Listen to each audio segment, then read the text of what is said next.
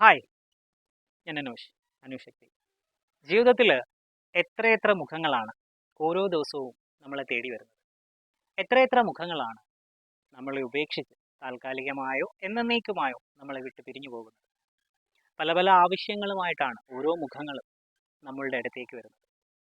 നമ്മളെ ഉപേക്ഷിച്ച് പോകുമ്പോൾ താൽക്കാലികമാണെങ്കിലും സ്ഥിരമായിട്ടാണെങ്കിലും നമുക്കത് എത്രത്തോളം വേദനാജനകമാണ് എന്ന് എൻ്റെ അനുഭവം നിങ്ങളുടെ അനുഭവം തെളിയിക്കുന്ന ഒരു കാര്യം. പ്രത്യേകിച്ച് ഞാൻ ഈ ഒരു പ്രൊഫഷനിൽ നിൽക്കുന്നത് കൊണ്ട് തന്നെ ധാരാളം മുഖങ്ങൾ എൻ്റെ അടുത്തേക്ക് വന്നിട്ട് അവരവരുടെ കാര്യസാധ്യങ്ങൾക്ക് ശേഷം നമ്മളെ ഉപേക്ഷിച്ച് എന്നേക്കുമായി പോകാറുണ്ട്, താൽക്കാലികമായി പോകാറുണ്ട്. നമ്മൾക്കൊപ്പം മുന്നോട്ട് നീങ്ങുന്ന ഒരുപാട് ആൾക്കാരുണ്ട്.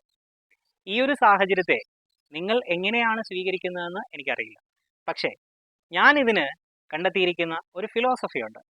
ഒരു ഉപകരണത്തിൻ്റെ ഉപമയാണ് എനിക്ക് നിങ്ങളോട് പറയാനുള്ളത്.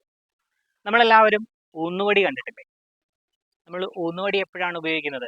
നമുക്ക് കാലിന് എന്തെങ്കിലും വയ്യായിക വരുമ്പോൾ, കാലിന് എന്തെങ്കിലും ഫ്രാക്ചർ വരുമ്പോഴോ നടക്കാൻ ബുദ്ധിമുട്ടുള്ള സമയത്തോ ആണ് നമ്മൾ ഊന്നുവടി ഉപയോഗിക്കുന്നത്.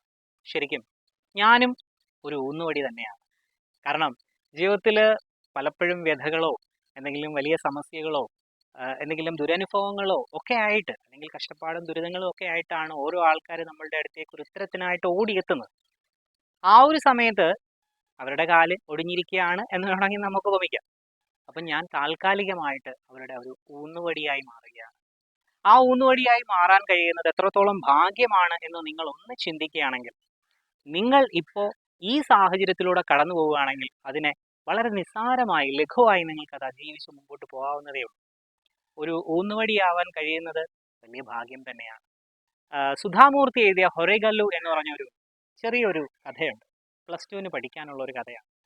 അപ്പോൾ അതിൽ നമ്മൾ മനസ്സിലാക്കുന്നത് ഇത് തന്നെയാണ്. ചുമട് താങ്ങി എന്നാണ് ഹൊറേഗല്ലു എന്ന് പറഞ്ഞത്.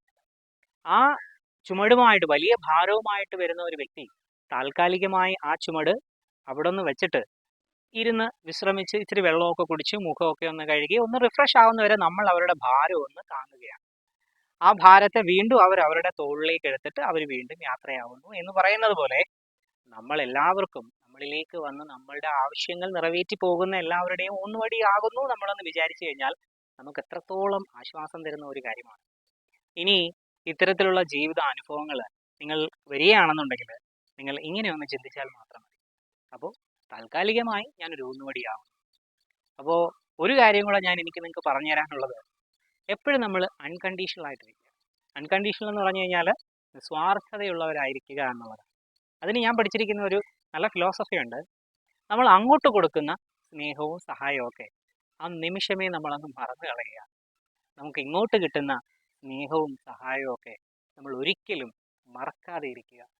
ഈ ഒരു കാര്യം, ഈ രണ്ട് കാര്യങ്ങൾ, ഞാനൊരു ഊന്നുവടിയാണ്, അതുപോലെ ഞാൻ ഇപ്പോൾ പറഞ്ഞ ഈ ഒരു ഫിലോസഫി, ഈ രണ്ട് കാര്യങ്ങൾ നിങ്ങൾ പഠിച്ചു വയ്ക്കുകയാണെങ്കിൽ ഇത്തരത്തിൽ പല പല ആവശ്യങ്ങൾക്കായിട്ട് നമ്മളിലേക്ക് വന്നിട്ട് നമ്മളെ വേദനിപ്പിച്ചിട്ടോ സന്തോഷം തന്നിട്ടോ പോകുന്നവരോട് നമുക്ക് ഒരു പിണക്കമോ പരിഭവമോ ദേഷ്യമോ വിദ്വേഷമോ ഒന്നും വേണ്ട.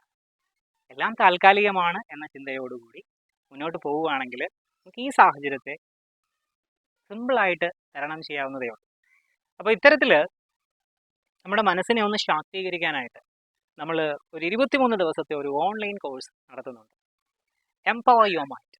നിങ്ങളുടെ മനസ്സിനെ ശുദ്ധീകരിക്കുന്നതിലൂടെ, ശൂന്യമാക്കുന്നതിലൂടെ, ശാന്തമാക്കുന്നതിലൂടെ ശാക്തീകരിക്കാം എന്ന ആപ്തവാക്യവുമായിട്ട് 28ാമത്തെ ബാച്ചിലേക്ക് കടക്കുന്ന നമ്മളുടെ മനഃശാക്തീകരണം അല്ലെങ്കിൽ എംപവർ യുവർ മൈൻഡ് ഏപ്രിൽ 1-ാം തീയതി ആരംഭിക്കുകയാണ്. 28ാമത്തെ ബാച്ച് ആരംഭിക്കുകയാണ്. കോഴ്സിനെ കുറിച്ചുള്ള ഡീറ്റെയിൽസ് അറിയണമെന്ന് താല്പര്യമുണ്ടെന്നുണ്ടെങ്കിൽ താഴെ കാണുന്ന നമ്പറിൽ ബന്ധപ്പെടാവുന്നതാണ്. അപ്പോൾ ഒരു ഊന്നുവടിയാവുക, നിസ്വാർത്ഥതയോടെ ഇരിക്കുക.